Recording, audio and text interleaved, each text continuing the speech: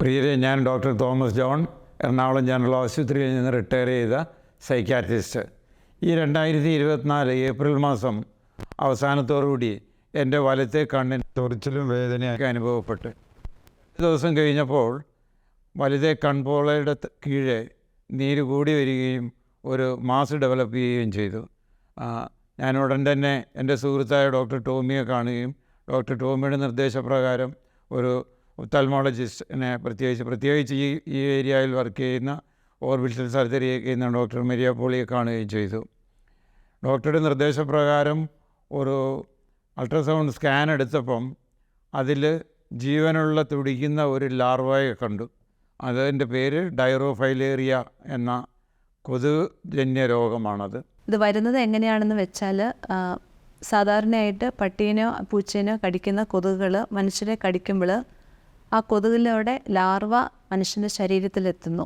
പിന്നെ അത് മനുഷ്യ ശരീരത്തിൽ ഒരു പരിപൂർണ വളർച്ചയുള്ള വരെയായിട്ട് കണ്ണിന് ചുറ്റും അത് വാസമുറപ്പിക്കുന്നു. ഇതിൻ്റെ കാരണം എന്താണെന്ന് വെച്ചാൽ, കണ്ണിന് ചുറ്റുമുള്ള ടെമ്പറേച്ചർ അല്ലെങ്കിൽ ഊഷ്മാവ് ഈ വര ജീവിക്കാനായിട്ടുള്ള ഒരു കംഫർട്ടബിൾ ആയിട്ടുള്ള ഒരു സാഹചര്യം ഒരുക്കി കൊടുക്കുന്നത് കൊണ്ടാണ്. കണ്ണിൽ പല രീതിയിൽ ഇത് പ്രത്യക്ഷപ്പെടാറുണ്ട്. ചിലപ്പോൾ ചെറിയ ചുവപ്പ്, അതല്ലെങ്കിൽ കണ്ണിലെന്തോ എഴയുന്ന പോലെ, അല്ലെങ്കിൽ ചിലപ്പോൾ കണ്ണിലെന്തോ ഇരിക്കുന്നത് പോലെ. ചില സമയത്ത് അത് കണ്ണിസൂക്കേട് പോലെ തന്നെയാണ് അത് പ്രത്യക്ഷപ്പെടാറുള്ളത്. ഈ ഒരു സമയത്ത് കണ്ണിന് ഡോക്ടറെ കാണിച്ചാൽ സംടൈംസ് മൈക്രോസ്കോപ്പിൽ നോക്കുമ്പോൾ ആ വരേനെ ജീവനോടെ പിടികൂടാൻ സാധിക്കുന്നതാണ്. അല്ലാത്ത പക്ഷം കണ്ണിൻ്റെ പോളയ്ക്ക് ചെറിയ വീക്കം പോലെ വരാറുണ്ട്. പക്ഷേ വീക്കം വരുന്ന സമയത്ത് ഇത് വര കൊണ്ടാണെന്ന് കണ്ടുപിടിക്കാനായിട്ട് സ്കാനുകളോ വേറെ ടെസ്റ്റുകളോ ഒന്നും തന്നെ ഇല്ല.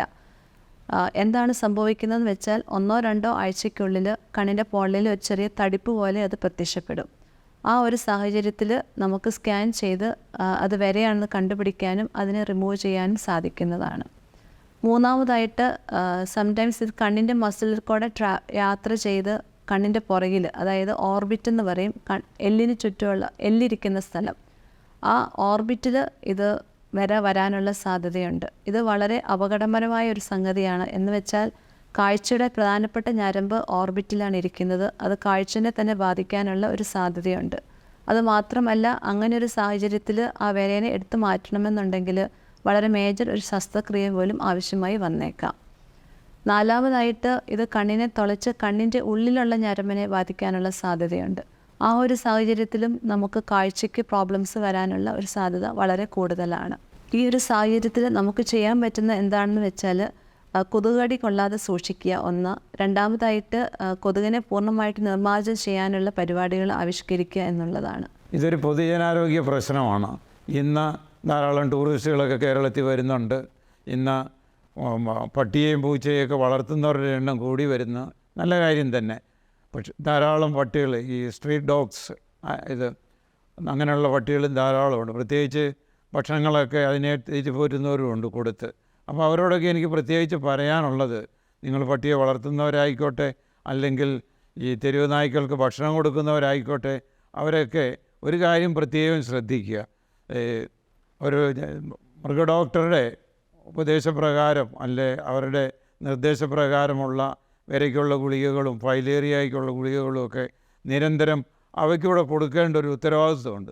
അല്ലെങ്കിൽ മനുഷ്യരിലേക്ക് ഇതുപോലെയുള്ള ജന്തുജന്യ രോഗങ്ങൾ പിടിപെടുകയും പലപ്പോഴും ഇത് ഡയഗ്നോസ് ചെയ്യാൻ തന്നെ പ്രയാസമാണ്. ഉദാഹരണമായിട്ട്, ശ്വാസകോശത്തിൽ വന്നാൽ എങ്ങനെ കണ്ടുപിടിക്കാനും, ഒരുപക്ഷെ നമുക്ക് വരുന്ന വിട്ടുമാറാത്ത ചുമയും പനിയുടെയൊക്കെ കാരണം ഒരുപക്ഷെ ഇത് തന്നെയായിരിക്കും. ഇന്ന് ഒരു ചുമയൊക്കെ വന്ന മാസങ്ങളോളം നീണ്ടു നിൽക്കുന്ന അവസ്ഥയാണ്. തെരുവ് നായ്ക്കളുടെ എണ്ണവും കൂടി വരുന്നു.